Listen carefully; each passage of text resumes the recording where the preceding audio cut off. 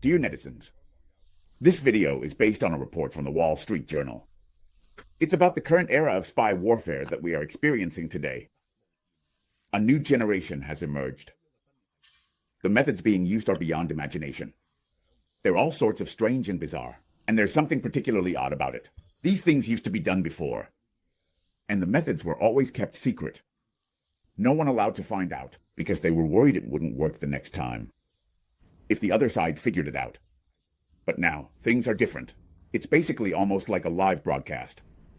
Isn't that interesting? Wall Street Journal points out that modern warfare has seen major changes.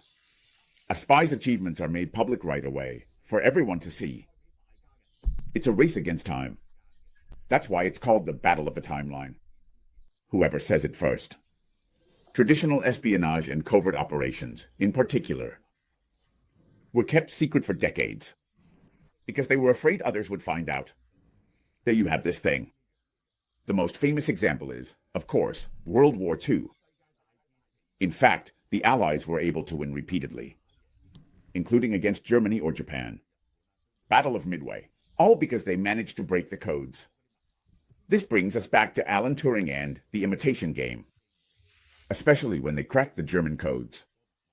The Enigma code, which German mathematicians believed was impossible to crack, was actually broken by them. It wasn't until 30 years later that people found out. For 30 years, no one knew about it. It was only in the 1970s that we learned they had cracked the Enigma code. They became aware of the Germans' operations. They also learned about the Battle of Midway. They even knew how Admiral Isoroku Yamamoto of the Japanese forces was flying. They ambushed Isoroku Yamamoto en route. Killed Isoroku Yamamoto. Covert Cold War espionage operations. These were made public after the collapse of the Soviet Union. But now, things are different. Ukraine targets Russian military objectives. Spiderweb Operation 1.0 and 2.0 are broadcast live within just a few hours. Israel detonates Hezbollah's communications pager in a targeted strike. Say it instantly. There are no secrets anymore. Why is that? Operations that used to be kept confidential. Now it's different. Live for the first time, right now. Giving you a visual shock. Wow, that's awkward. War isn't just fought on the battlefield. It's also played out on social media. This achieves a publicity effect. Cheer yourself on, always, every step of the way, and crushes the opponent's morale. From a third party's perspective, you create the impression that you're winning. It's a three-pronged approach. Norman Roll, a former senior U.S. intelligence official, said that showing off espionage capabilities is meant to deter the other side. It can even force the other side to negotiate peace or surrender. Modern technology has brought unprecedented and significant challenges to traditional espionage. All the old espionage methods no longer work due to scientific advances. For example, biometric engineering. Things like iris recognition, fingerprint recognition, and facial recognition. They can find you instantly among millions of people. So what's the point of forging documents? It's useless. There are billions of cameras everywhere. They can track down where the agent is at any time. The whole game has fundamentally changed.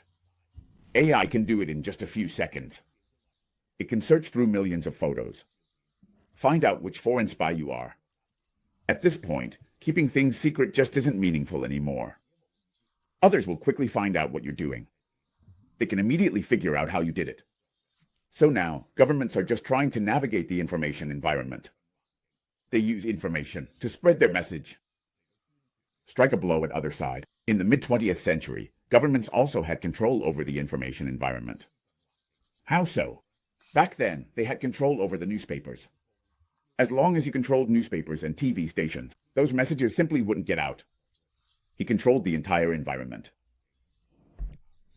Now, this environment can't be controlled anymore because of self-media, much like the well-known Telegram messaging service in Russia.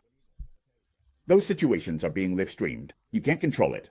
If you want to have total control over it, you just can't do it. So you end up steering public opinion. Deliberately releasing certain things so that everyone thinks that way, struggling to communicate with your target audience amid all the noise. You create a voice in this war. Things are now heading in this direction. Let me give you a very simple example. Ukraine. It has repeatedly and strategically attacked Russian oil refineries and airports. There are major broadcasts every time, so everyone thinks Ukraine isn't falling behind. Right, even though it's under pressure on the battlefield. With Russia slowly eroding its territory, kilometer by kilometer, people still have hope for Ukraine on the battlefield. Almost all the information, whether it's a new memo or something from the dusty archives, has all been digitized. Honestly, it's pointless to try to keep anything secret these days. There's no way to guarantee it won't be leaked by hackers or politicians eager to make things public. They just can't keep secrets anymore. It's not like it used to be. Now information. Someone else is bound to dig it up. At its core, the root cause of this new kind of espionage is, first, a shift in the goals that organizers are after. The approach is completely different now. Second, there's been a transformation in how information is spread. It's impossible to keep things confidential. Social media is just too powerful. Any situation at all. If you try to hide it, you can't. Here's an example. For instance, when the Crimean Bridge in Russia was attacked back in 2022, someone nearby was swimming, and he just took a video with his phone.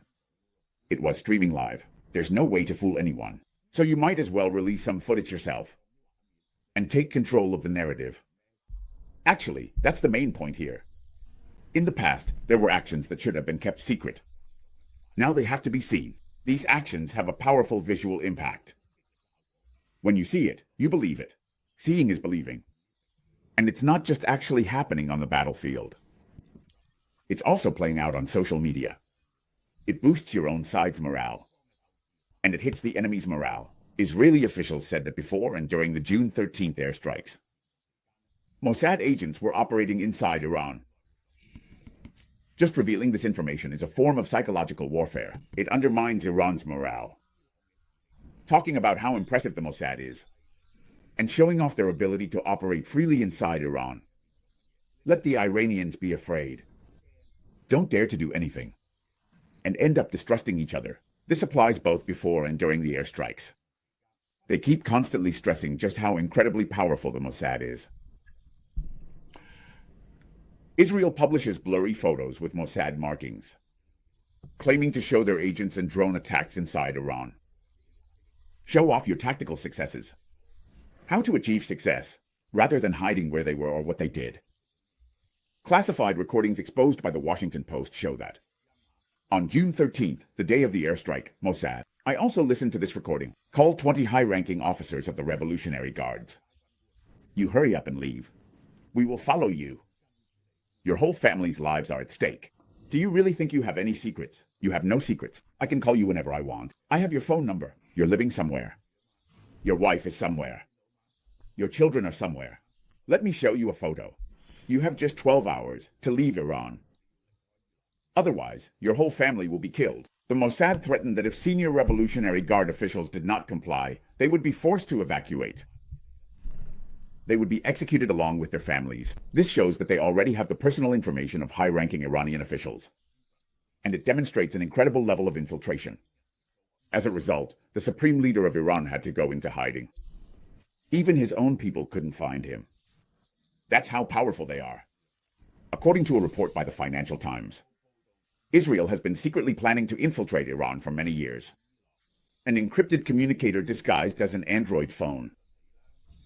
You think you're using something secure, but in reality, it actually exposed you. They arranged for Iranian undercover agents, microweapons, and fake warehouse bases.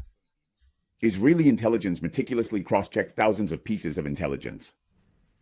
And in March, they drew up a list of targets for attack. Cross-checking. What's critical? Figuring out how to get the targets to gather together. And wiping them out at once. That's incredible. He made the call pretending to be from the office of Iran's supreme leader. He notified the generals to gather in a bunker. Then they attacked the bunker, killing 20 high-ranking generals. Mossad agents covertly used advanced, high-tech drones that were carefully smuggled into Iran. Smuggling drones into Iran to attack the remaining air defense systems, in addition to using air-to-surface missiles from aircraft. They also used these Drones are now very hard to defend against. Let me tell, Taiwan's in trouble. Illegally smuggling drones into Taiwan. If they're released to attack you at the right moment, it's really hard for you to defend against them, and even detonate from the inside. They can provide guidance and support for airstrikes. Effort in and out. For example, once the drone reaches a certain point, it can guide where the missile should go, using the drone to indicate the direction for the missile to fly. The Israeli Air Force precisely bombed the main access routes to the underground nuclear facilities at Fordow, the Western Missile Launch Center, the walls of Dekran Prison, the Power Control Center, and several other sensitive sites. As for Ukraine's SBU intelligence service, it was previously criticized as being ineffective, corrupt, and riddled with traitors, more focused on going after political opponents, rather than addressing security threats. But in the recent war, it has turned into an elite assault force, sharp as a blade, demonstrating incredible strength, and striking deep into Russia. At 42 years old, this man has not been assassinated. SBU Director Malyuk started from the ground up. He is known for his pragmatic and tough leadership style. And after being appointed by Zelensky in 2022, he quickly transformed the SBU under Malyuk. The SBU has become a formidable, creative, and powerful organization, targeting Russian military installations, equipment, and personnel. They launched bold attacks. The drone strikes of Operation Spiderweb were planned over 18 months and involved the deployment of 117 drones. They simultaneously attacked 4 air bases within Russian territory. According to the Wall Street Journal, 41 Russian bombers were destroyed in this operation. These include a 50 AWACS aircraft, as well as 2 95, 2 22 M3, and 2 160 bombers. This represents 34% of Russia's cruise missile delivery capacity. The infamous Spiderweb operation, a complex scheme. This process specifically involves transporting various necessary parts into Russia. They are then assembled into drones. Using various Russian transport systems, they're transported and delivered to locations and areas situated near the airbase. They typically strike within minutes of takeoff, leaving you with no time to react. It can reach as far as Siberia. It's that powerful. The SBU will specialize in drone components. They're smuggled into Russia for secret assembly, then trucked to the airport. The roof opens remotely. The drone flies out and heads straight for the target, at a very low altitude.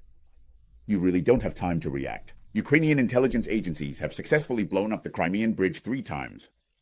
It was blown up by a manned submarine carefully approaching. October 2022. First, with a truck. Over 100 meters of the bridge collapsed.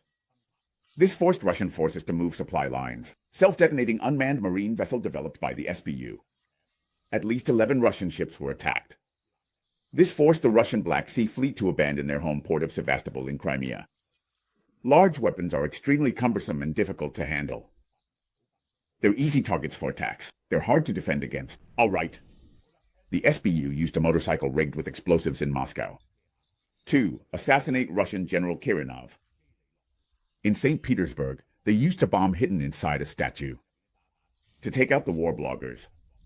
This also included the daughter of Putin's top advisor, who is a highly influential figure in the Russian government. The advisor's daughter was among those involved, highlighting the close connections within the administration. They almost killed him. Ended up killing his daughter. The SBU's UAV attack range keeps setting new records. They flew 1,800 kilometers from the attack on downtown Moscow. They attacked a missile early warning radar station in the Orenburg region. They're carrying operations in Russian territory. According to opinion polls, public trust in the SBU among Ukrainians was only 23% before the war. Now it's risen to 73%.